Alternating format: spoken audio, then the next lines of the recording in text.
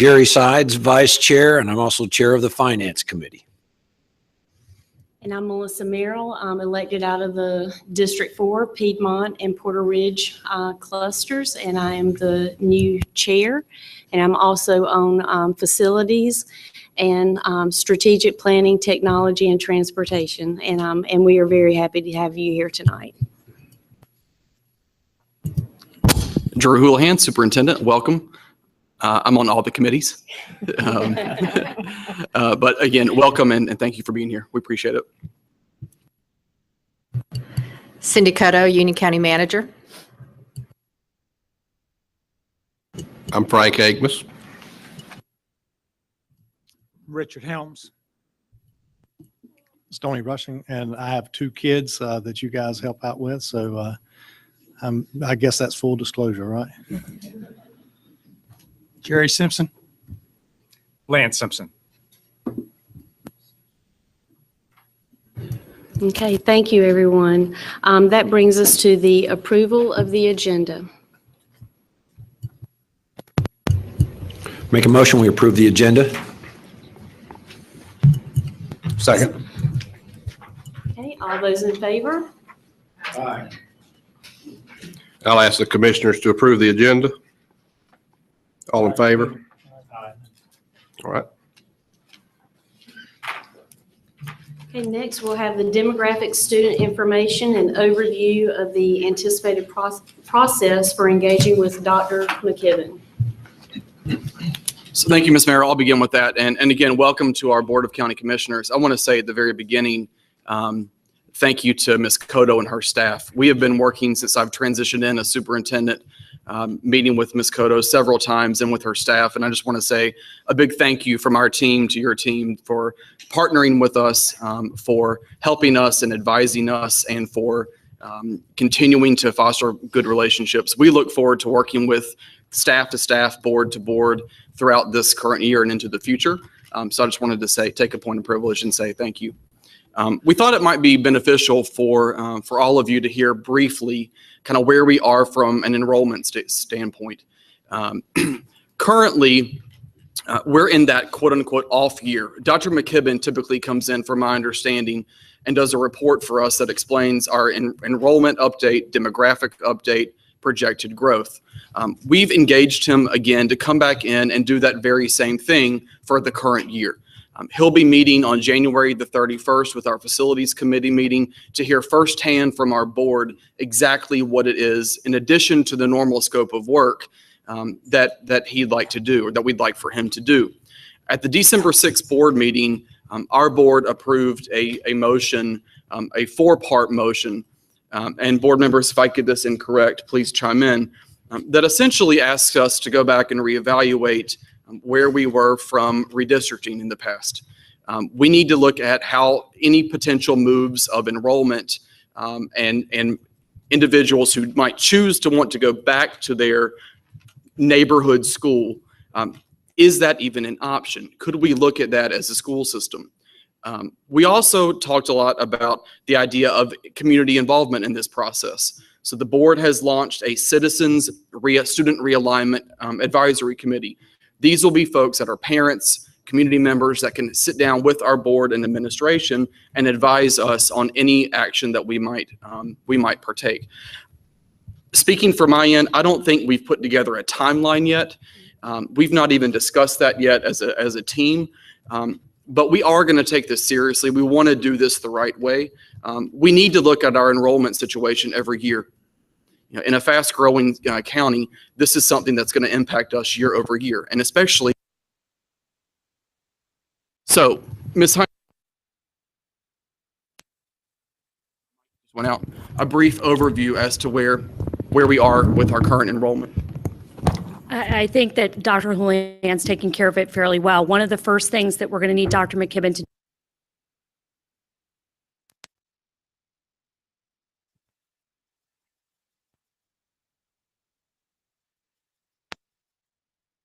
sort of 7 to 10 year plan so that we feel comfortable with where our students are going to be for the next 7 to 10 years. So those are the kind of things we're going to be talking to him about. He suggested the meeting. We think it's a great idea to come in and everybody sit down and everybody get on the same page. The other thing is addressing transportation, and part of the realignment plan is to help improve the transportation efficiency. We lost 6% of our transportation efficiency. We went from 99 to 93, so that cost us some money. So part of looking at this is also addressing the transportation efficiencies. I will also add, along with the importance of, knowing that our transportation efficiency dropped since redistricting and losing that state funding, it is also kind of an interesting timing because the students that were grandfathered in the last redistricting will be graduating in June. So now that those students are going to be transitioning out, I think it's perfect timing that it's time to talk to Dr. McKibben again, and it's perfect timing for us to look at how we can improve transportation. We have a new director who joined us in July, and I think he will bring a lot to the table when our facilities and our board is meeting. So we just think it's perfect timing for everyone, especially with the last round of students that were grandfathered. They were 9th graders. They are 12th graders today, and they'll be moving out in June. So it's just good timing. So we'll be glad to take any questions. This is just an FYI as to kind of where we are in case you've had constituents that have asked you, but we thought it'd be nice to just brief you on that situation. Has there been any discussion of allowing children to go to a school maybe near their parents' work or with their own transportation if a school's under capacity, allowing any of that to happen? I know there's a lot of parents that would be interested in doing that for whatever reason. Maybe the school's closer to work but it's under capacity. There's plenty of room at that school. Is there any discussion of that at all? There hasn't been any discussion of that yet. There are transfer policies that can be taken into effect for stuff like that. But I assume once after we put children closer to their neighborhood schools, that's something that we could possibly take a look at that time. Any other questions? Comments? Okay, well, we will move now to item number 5, Union County School Bond Project Plans and Timelines. So if everyone will look at the second page under the agenda, I believe it's a chart that looks like this. It's kind of color coded. We've taken a look at the 7 projects that are part of the bond that was passed in November. And our team and the facilities committee met to review what would the priority be from project to project in terms of the 7. When would we start the design, and then what would that look like in terms of how many months would we project that to take? Of course, all contingent upon the approval from the Board of County Commissioners on the funding of that.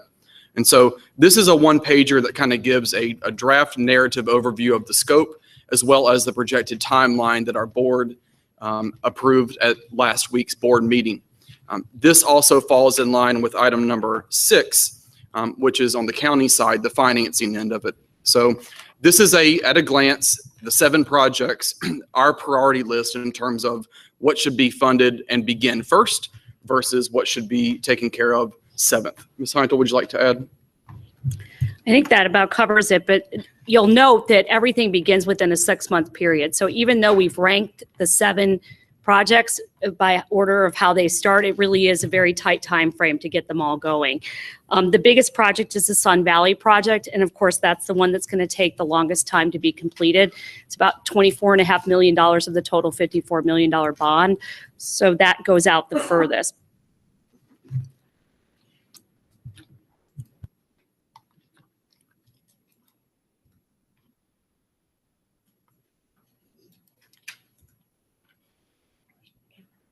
Are there any questions about how we put these in order? A couple of these will be starting at the same time. Some of them will be starting alone, but again, they're starting within a month or 2 of each other. But any questions about how we've organized the schedule?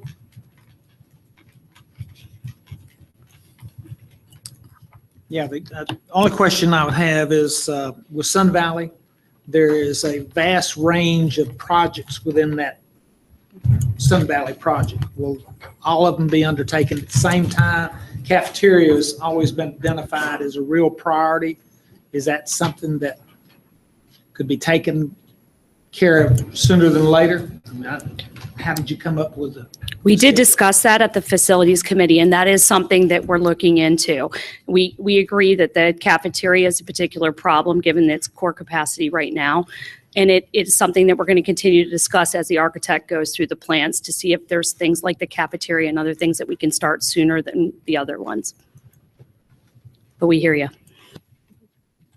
Absolutely. Stoney. I noticed at Porter Ridge, you have, again, we're still removing the mobile classrooms. With that being an area that looks for anticipated growth, are we going to remove them completely or just leave them remaining on the campus in case they're needed in the future? What's the plan with those? My understanding is that we have to remove some of the MCRs because that's where the addition is going to go on to the building. But I don't know what the plans are and where we're going to move them. But you raise a good point. That continues to be a high growth area in Union County. So maybe we'll just move them somewhere else on the site. But I don't think any of that's been decided.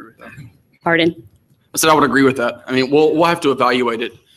It is a concern of mine just because of the high growth. And so, again, as Ms. Heindel said, a lot of that land is going to be where the new construction would go, the add-on. So as long as there's enough room on that piece of property to then move those MCRs, I don't think administratively we'd have an issue with that. But I don't know if we're quite there yet. But it's a good point. But it's definitely something on our list of things to consider.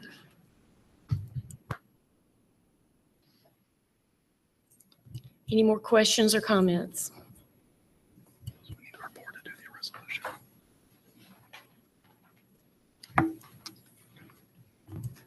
Okay, Dr. Houlihan, do you want to move on to the next document, approval of the resolution and Sure. speak to our board along that since they received it a few days ago? So for our board, we have a resolution in part of your packet that was sent to you last week.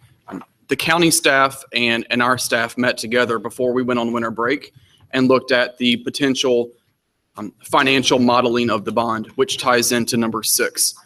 And so this is a resolution that has been reviewed and vetted on both ends. The numbers that you see here are a percentage of each of the 7 projects' full budget. And so what this does is this begins the process to allow us to say, this is the funding that we need to get these projects off the ground, to begin the bid awards, to begin the design.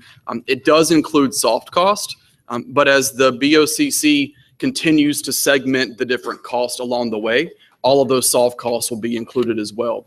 But this is just the initial funding. The county has asked that we consider this resolution. I've asked that our board consider reviewing it tonight. And our staff is here as is there to answer any questions. Also, just for everybody who was looking on the county's packet of slides, on page 9 or slide 9, this matches up with the 2 line items on their slide as well. If you add the first thing and the bid award together, that they match.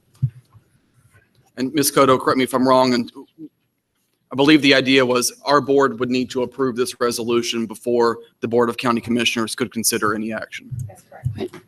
I'd like to make a motion to approve the resolution we have in front of us. Second. Okay, all those in favor? Aye. And the motion passes. Mr. Yates, our Executive Director of Administrative Services and our CFO, has put together a PowerPoint presentation that I believe was sent to you all on Friday. And he's going to go through that presentation. And Jeff, I don't know if you have a preference, but usually Jeff is more than happy to take questions during the presentation if you have any as we go along. Absolutely. Do you have any questions? Feel free to make sure we have everything function. There we go. Perfect.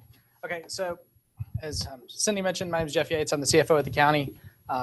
It'll be our job to operationalize the funding request that you just passed. So what I wanted to do tonight is talk through a little bit about the process of how the bonds come about, how you get to the point where you can spend, how Dan can pre-audit the contracts, kind of now that the public's adopted it, the now what issue of, okay, we have all this great approved bond capacity, but what do you do with that? So for tonight's discussion, we're going to talk about the process for appropriating and spending, the appropriation plan, what the cash flow plan looks like, and then kind of what the next steps are in the process. Jeff, sorry to interrupt you. Could you make sure your microphone's on so the folks at home can hear you? Screen. So, okay. Sorry.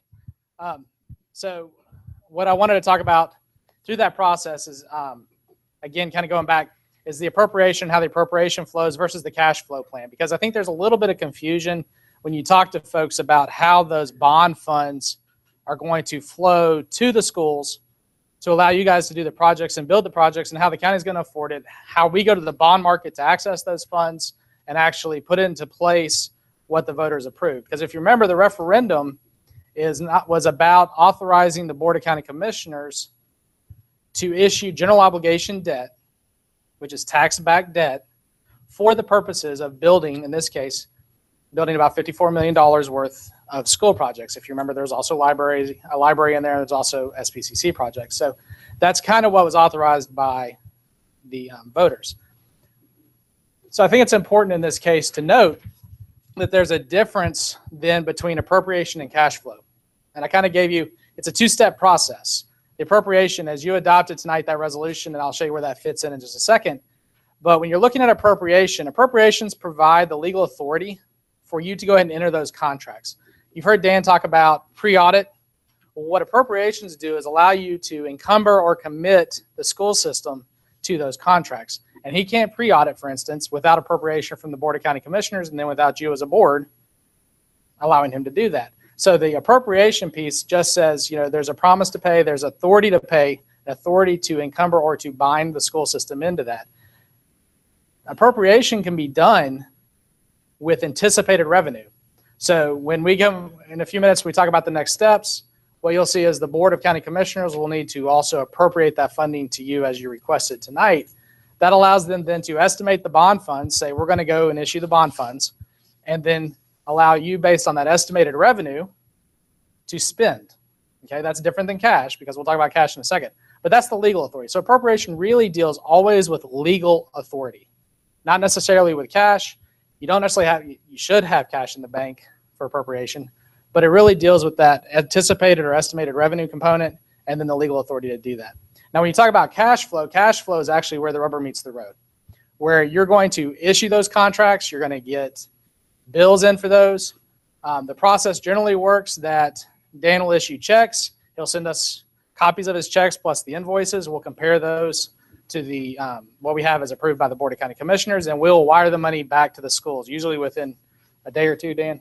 It's pretty quick. We make it a priority to try to turn that around and wire the money back to the schools to be sure that you're not out any cash while you're waiting to do that. So cash really deals with actually paying the bills. And in this case, the capital assets are the capital expenditures which you're going to make with that cash. We'll go to the bond market at a later date and reimburse. So the county is going to use the pooled cash of the county to make those initial payments to allow you to move forward with those projects. The appropriation process starts with that initial appropriation of design funds, as your resolution was tonight, $6.2 million. And that allows you to move forward with the design and soft costs. And this is in accordance with your schedule. Now, the step from beyond that will be that the Board of County Commissioners, I assume probably at their next meeting next week, this item will be on their agenda for consideration, and then that'll move forward with the appropriation. It's anticipated then that you as a board will, as a school board, will make the rest of that request, the second tranche, if you will, of $47.4 million in that FY 2018 budget request that you'll have in about April, May timeframe. I believe your calendar calls for it to be right around May 1. So that's the appropriation process. Once the funds are appropriated, from your perspective as a board, you can go as fast as you need to go based on the amount of appropriation you have by project. So in this case, all that design and soft cost all the way up to July 1, once the Board of County Commissioners has made that appropriation, there's nothing to keep from a financial perspective to keep your staff from going ahead and issuing those contracts and going through that design work. So that should get all the barriers, financially speaking, knocked down from the county's perspective on you moving forward with that. And again, the process will work as it always does. The staff from UCPS will send us the bills and request for wire, and we'll send the money over. We'll fund that out of pooled cash. Then when it's appropriate, based on our cash flow plan in conjunction with all of our other capital that we do, we'll go to the bond market and issue general obligation bonds. And we work with the LGC to do that, the Local Government Commission, and it really keeps us from having what carried interest or having to incur interest cost when that money, you're still in design phase and doing those other things. So we'll try to maximize and reduce the cost as much as possible going through that process. Cash flow planning absolutely minimizes that borrowing cost. And I think that that's an important component because in the past it was growing so fast. For instance, you had short-term borrowing because the county couldn't keep up with the growth that was going so fast. And in this case, we are able to go ahead and use the pooled cash to do that and reduce that or minimize that cost for the public. I just want to talk real quick about how then once the bonds are issued, it's anticipated that the county will fund that debt service. So this is the tax rate comparison. You'll hear us talk a lot about a smooth tax rate. So that means that we try to cut the peak off. If you'll look at this table, let's see if there's a light on here. Yep. If you're looking at the very top, if everybody can see the part, there's a peak where it says 2.11 cents on this table. That's the high debt. That would be the highest tax rate you would incur. So the idea of a smooth tax rate is to level the tax rate over those first few years so that you have the lowest tax rate possible without having a peak year. If you were to, and you can see it clearly on here, if you were to issue the debt and raise the tax rate just in time, then you would have 5.3 million you would have to have the tax rate for, and that going back is to about 2.11 cents. But in this case, we're able to keep 1.6 cents, and this is only the schools portion, 1.6 cents going out through the first few years. And you can see that actually doesn't come back together until about 1.39. So all of that keeps the tax rate as low as possible. And this is the estimated impact by year. That's for informational purposes. You've seen this. This is the same information that we provided originally related to that. Real quick, your appropriation by project. This is a table. This is just some tables pulling together the information that Joe and his staff provided to us. You see your transportation facilities, and this ties to what you're requesting tonight. This is a little bit different breakdown. As was mentioned by Ms. Heintel, you can see that about 6.2 million in the design and bid award, then the remainder in construction, move-in cost, and post-occupancy cost. So this is just informational for both boards. This is how we anticipate the cost breaking down. It's interesting to note that when we go to the LGC, we won't be able to issue the debt on each of these components until we have the construction bids in hand. So the LGC wants a certain amount of certainty before they will allow us, the Local Government Commission will allow us to go to market and issue that debt. So probably a cash flow by quarter. Sometime in 2018. I'm sorry, I'm shooting that behind you, Cindy, and I know you can't see it. If you're about the second, third, or fourth quarter of 2018, calendar 2018, we'll be looking at going to the market, depending upon what our other projects are doing. But then we should have some certainty related to the bids around construction. Because what we don't want to do is go to the market, issue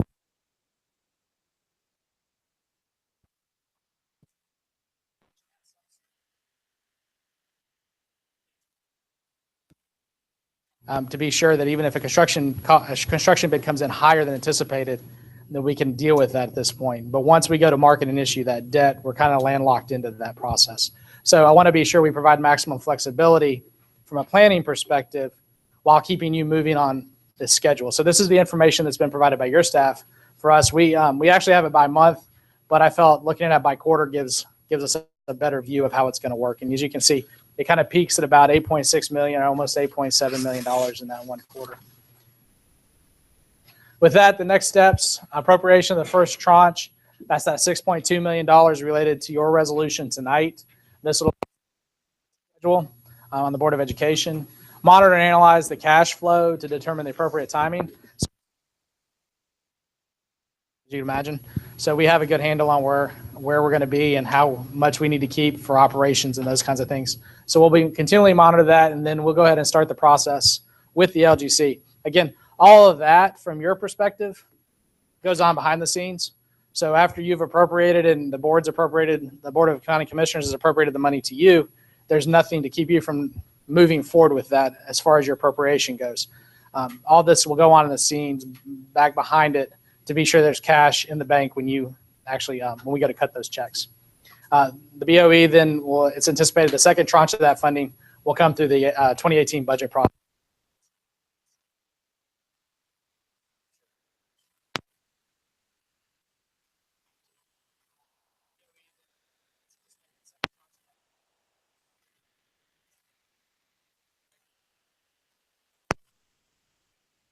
Is bond issuance cost. We have to pay the LGC. We have to pay the underwriters that issue our debt. We have to pay the attorneys that do all of our bond work. So all of that comes out of the bond issuance. So the par amount for the bond issue is about 54 million, a little over 54 million. The project amount of the project funding amount is the 53.6, give or take. So that's the difference. When you see this slide and you see that total at 53.6 million, that's why that's a different amount than the 54 that you see in the borrowing cost. And that's rounded because it depends on market conditions, and there's a lot of factors that go into this, which we'll know. So with that, I know I kind of went through it, but I was told to keep it short because I think there's a football game on tonight, is what I keep hearing. So with that, I'll answer any questions that anybody has as a school board or commissioners that you may have.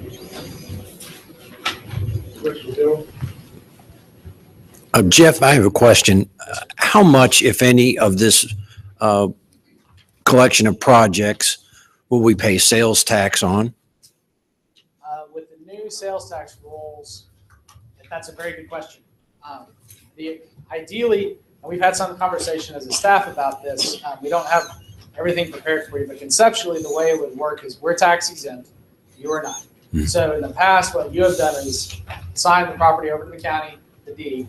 The county takes it, and Jeff, correct me if I'm wrong on this, because he hates it when I play attorney, but you can then take that to an interlocal agreement where we agree to give you back that property. We can collect that, get reimbursed for that sales tax through the state, and put that money back into project funds so that you can continue to spend that again, if you will, in the project. And with the change in the sales tax laws in the last couple of years about what trades are now taxable and what aren't, I don't have a real good handle on how much that would be, but we've run some back of the envelope kind of guesses at it, and it's several $100,000, depending upon which trades and so forth. So without having more specific plans, but as we kind of feel like, I know on our side with the staff, is that if it's a paper flip and it's just moving, shuffling some paperwork back and forth, and there's several $100,000 involved, then there's no reason not to do it. So we will come at some point in the very near future with a plan for how to do that. But that's one of the things we're trying to work on. But in the past, they've done that, and it's worked real well to get additional project funds into the project. Great, thank you. Commissioner Helms. Yes, if my understanding, we use transportation as a sample. $12 million. Do we have a firm response to a bid that it's going to be $12 million, or is this an estimate that your bid actually come when you go out for bids in the next couple of weeks or months? It may come out that it's $10 million. Is that true? Okay. That's And correct. the question is, if that's the case, we're not, we're talking about actual as opposed to projected, right? Right. Okay. Yes, Commissioner, that's why we're doing it in kind of two segments by upfronting the upfront cost, so that when you do go out to the bond market, you have a very good handle as to what the cost of that project is versus in years past when it's been done. I don't know that those projects were as nailed down as what we're anticipating with this referendum. Keep in mind too, under the structure of this referendum, because these 6 schools were specifically mentioned, or 5 schools in a transportation facility, all $54 million has to go to these facilities. So there's not excess, you can't take any leftover. The board, you can always not issue, that's an option. or you can move, based on kind of what the need is, shuffle that a little bit, because they're not, when the referendum was passed, it didn't tie specific amounts to these projects. It just said this is the pool of projects. In the past, there was a more general language that just said school projects, which kind of would have left all of that out there for all projects. But in this case, you're dealing with these 7 specific projects, 6 schools and the transportation facility. And that's kind of in answer to your question, Commissioner. If it comes in a lot lower, then there'll be a decision point between the two boards, is reduce the issuance or reallocate to something else.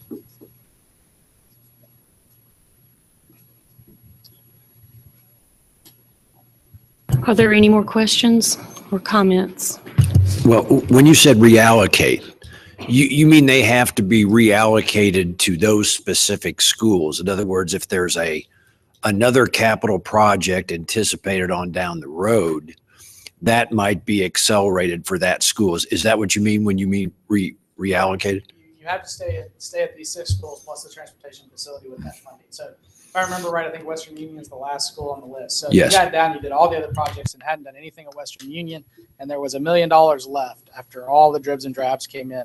You could put $1 million more to Western Union and be within what the voters have approved, or you could go back to any of those other facilities and put the additional funding in. So that's an option. Or again, you can always not issue that additional funding, which would then reduce that tax rate load.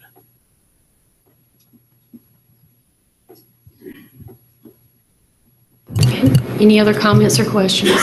If I just may, for clarification purposes for the Board of Education as well as my commissioners, on the board agenda for the 17th, there will be a CPO on the agenda for the $6.2 million to, for your consideration to upfront the design and cost, et cetera, that Jeff just spoke of.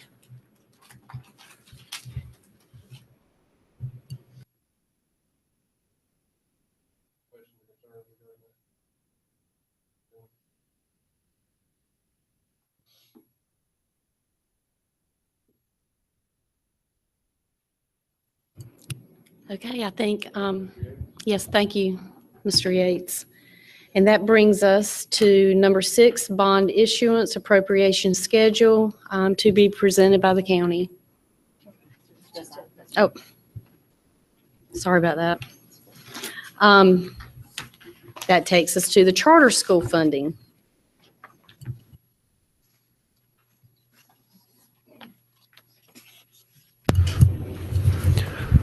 At the last Board of Education meeting, the board voted, we find ourselves in a funding deficit for the money provided to charter schools in this current fiscal year.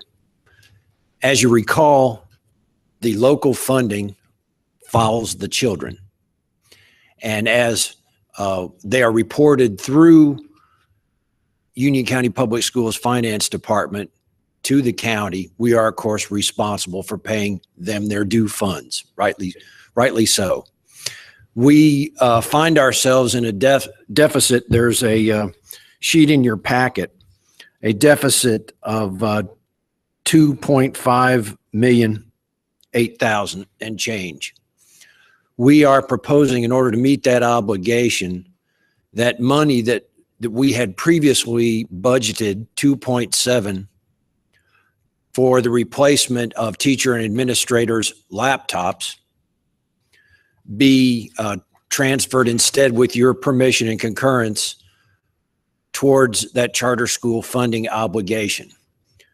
So we are basically going to run out of the budgeted amount for this year, this month, so it's imperative that we address this tonight.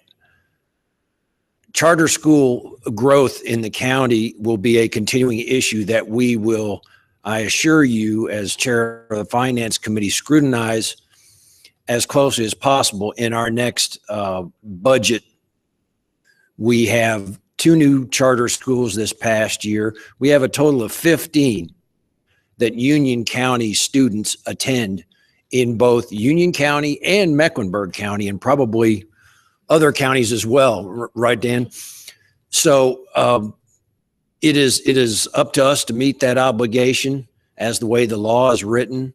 I think that figure this year will be just slightly over 6.3 million in total dollars that will basically flow through UCPS to the various charter schools to meet those obligations for those students. And that number, like I mentioned, is going to grow with Union Academy's expansion and newer charter schools adding an extra grade each year as the children age up. We anticipate this to be an even larger number in next year, and we will budget accordingly. So we are going to ask the commissioners to transfer those funds in order to meet our obligation. And I will be, or Dan or anyone will be glad to meet any questions you might have.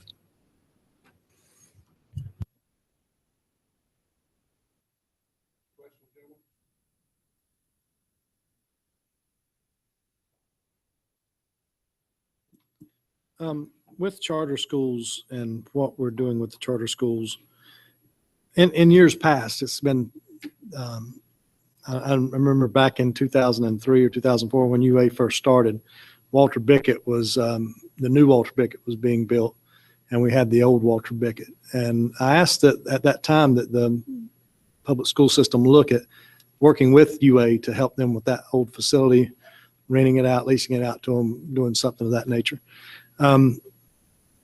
You know, we hear a lot about the charter schools and the pass-through monies and what has to go on there. This is something that we really do need to spend some time on and work with each other and the charter schools, because they are helping us out in one sense of taking that many children that we don't have to build facilities for ourselves, and you know, educating those children. But you know, when we look at the facilities that they need, the equipment that they need, things like that, I do hope we'll have a better working relationship between all three of these entities: the charter schools, public schools, and the Board of County Commissioners. Our children are not in charter schools, but you know, CATA, we have a student in CATA, and it's almost like that type of mentality, you know, the magnet schools and the things that offer families an option and choice.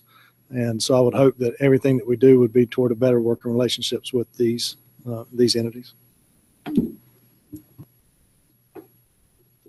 I'll make one comment. So I'll just say from an administrative end, you know, our team is positioned to do that. You know, I went and I told our staff I've spent a half day in my first month at Union Academy, you know, because my position is if we have charter schools that are quote unquote taking our kids, you know, for me, these are all Union County students. If you live in the county, this is about Union County. And my position from an administrative standpoint has been if we have charter schools that are wooing parents and families to them, I want to figure out what they're doing better than we are. You know, I'm a competitive guy. And so I want to figure out what are you doing that's better than we are, so I can get you back. So I can go back to my school. And I'll tell you that the charter school directors that I've had conversations with, they are on board for working with us from an administrative standpoint on those kinds of partnerships to make sure we're all on the same page and that we're doing well by all of our children. I'd like to follow up with that and just say, you know, we're here for all the children of Union County, and sometimes it's not that they're really doing better, it's just they're doing something different, and it fits some families better, just like homeschooling fits some families better than others. And you know, our main goal here is that we work to bring businesses here, to bring economic development in Union County, and these schools help. The charter schools help. There's some people that like the idea and the concept, and if you get a gentleman that comes here or a lady that comes here and they want to start their company here because there's a charter school that their child can go to, it's not anything that you're doing wrong. We have excellent public schools. It's just some families are different. Some people want a different product. Some people like iPhones. Some people like Google. So it's nothing bad that you're doing. I think you guys are doing an outstanding job educating our children. We just, you know, we just don't need to have any adversarial relationships with any group. And look at Dr. Walters over at UA, a great lady. I think a lot of people have respect for her and what she's doing. It's just, again, it's not anything personal. It's just something that's a choice for people. Right. I'll make one more comment on that one. I agree with you 100%. I think maybe using the word different is probably a better option because my whole point is about learning together. That if we have charter schools that are doing great things, we're doing great things. We even talked about how do we have mutual staff development? How can we work with them in a more collegial way? So the spirit of that relationship is there.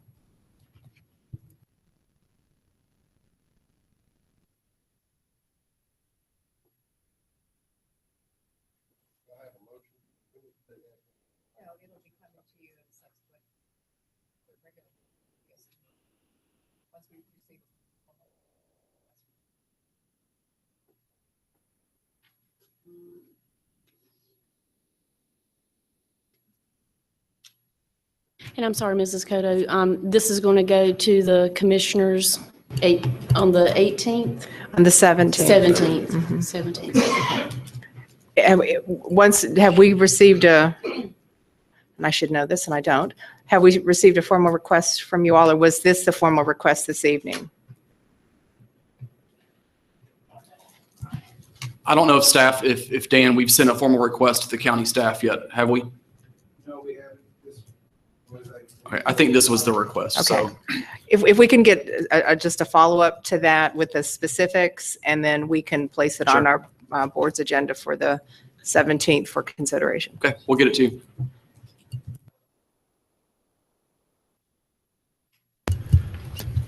Okay, so that brings us to number 8, fund balance flexibility request for bond to the county commissioners. Well, this item also lists as action, and that may not happen tonight, but we would like to open the discussion. Last year, the school fund balance of some, I'm looking at Jeff's information right here, putting glasses on helps, $2.9 million last year in school fund balance. And those funds were directed towards the capital project at Benton Heights Elementary School for the Arts. And we are asking that moving forward in hopefully before the end of this actual fiscal year, balances that we have in that fund be have the opportunity for discussions for some flexibility on how those funds are used, and if possible, even for advances on those funds before the end of the fiscal year, rather than appropriating them towards next year's budget. And we're basically just asking at this point for the discussion, not necessarily the commitment. If you don't feel comfortable moving forward, and I would assume you do not have a formal request, just as with the last item, so you would not be prepared to vote anyway. But this is, then you can consider this for an information only, and to expect a formal request. If there are any questions, I'll be glad. You mentioned in advance. Do you have any thoughts as to what that would be used for? At this point, the Finance Committee and the full board has not come to any kind of consensus for any project, or in my thought process is it needs to be a one-time deal rather than funding any ongoing expense, since fund balance is a one-time windfall, if you will, but we have not had specific discussions, Lance. My concern would be we've used that fund balance to fund capital needs because we don't know if it's going to be repeated in subsequent years. And given the fact of the continued growth of charter schools, you're upside down $2.5 million this year. It'll probably be closer to $4 million next year. And by borrowing ahead, puts you in a deeper hole next year.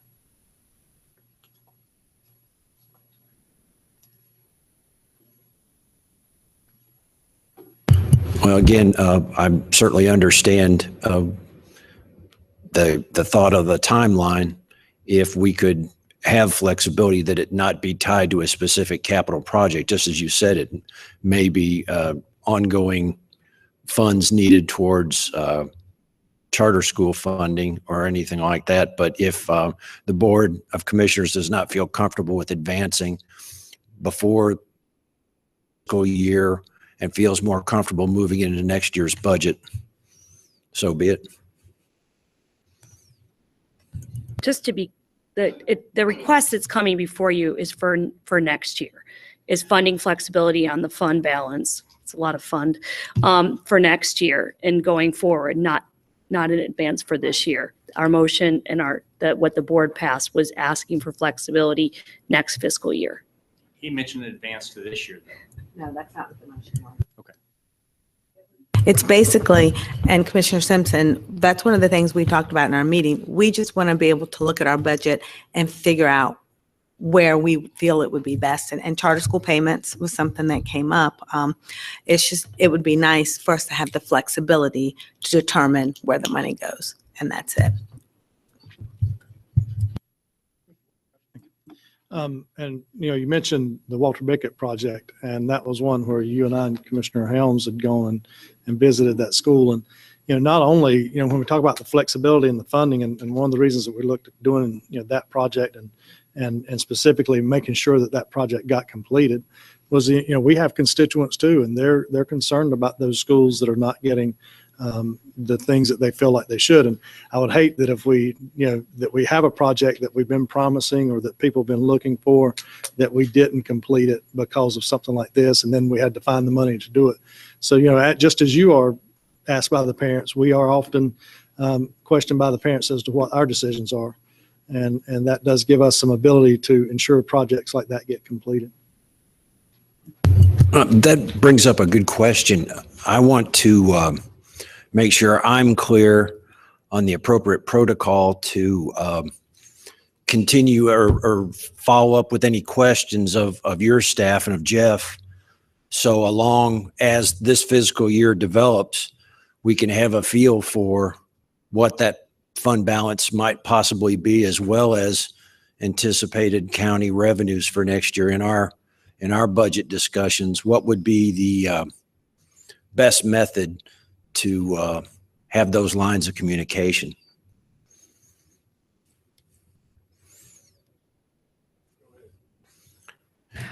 Well, my suggestion would be on a staff-to-staff basis. I think is the most appropriate means, because we just finished our audit for fiscal year 16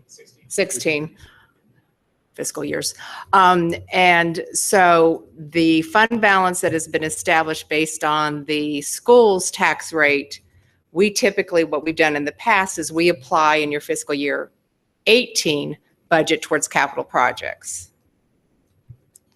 Because we have the tax rate, the way it was formulated is about $13 million has been set aside, so to speak, for capital within the BOE's budget. And then we make up the rest through fund balance, the one-time monies. The audit that will be done for fiscal year 17, you usually wouldn't see till fiscal year 19 is how we've worked it for the last couple of years. So one, I'm trying to clarify as to when you're asking for an advance as to. We're not asking for an advance. Okay. That was I'm Okay, just but asking we're how asking many- for even from a budget flexibility, perspective and going so into no fiscal year advance. 18. But I would think that it would make sense that the superintendent could have a discussion with me as to what the desires of your board is. And we could, or what those numbers were, and we're more than happy to provide that information, because once the audit is done, we feel very comfortable as to what that number is. Prior to that, it's really an estimate on our part, and usually we're pretty close. But once our audit is done, is we know exactly what that fund balance amount is. I would agree with Ms. Cotto. Our two staffs have a great working relationship. We're going to continue that. And so I think as part of our finance committee, you can expect follow up on those kinds of questions when that committee meets, and we'll continue to meet and plan accordingly.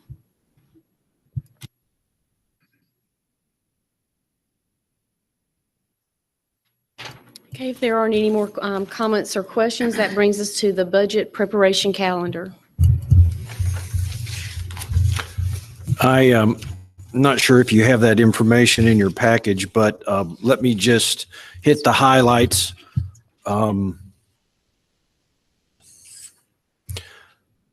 We will be having a series as the time draws near intensive finance committee meetings.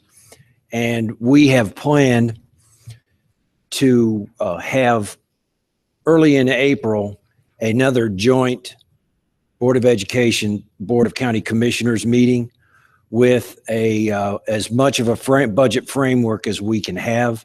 One of our challenges, besides the charter schools, is what the General Assembly is going to do as far as teacher pay and benefit changes, because we have to plan accordingly for our locally funded in personnel.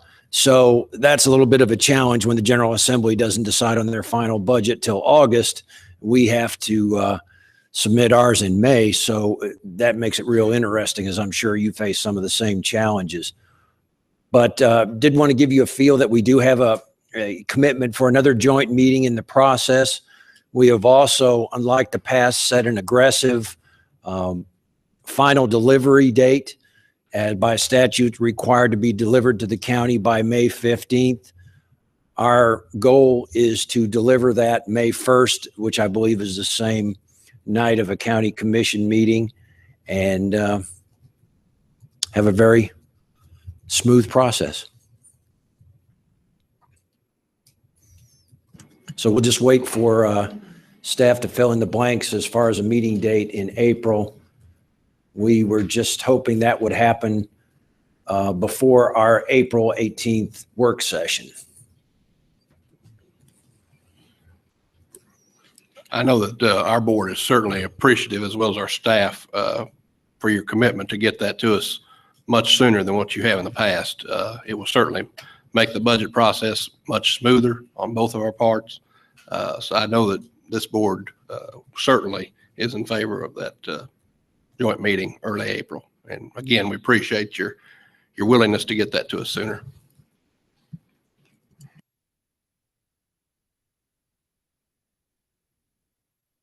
Okay, any questions about the calendar or any comments?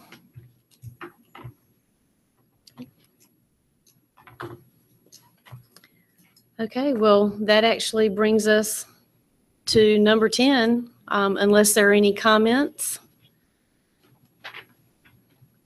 Okay, then I will, yes.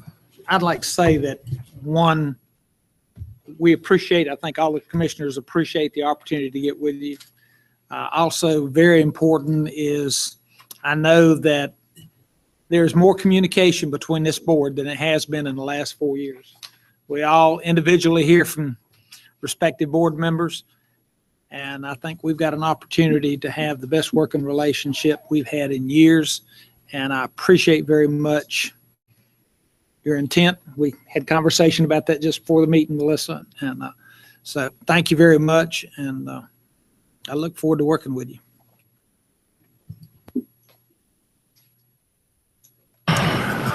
I'll make a motion to adjourn. There you go. Second. Okay, all those in favor? We'll also stand adjourned.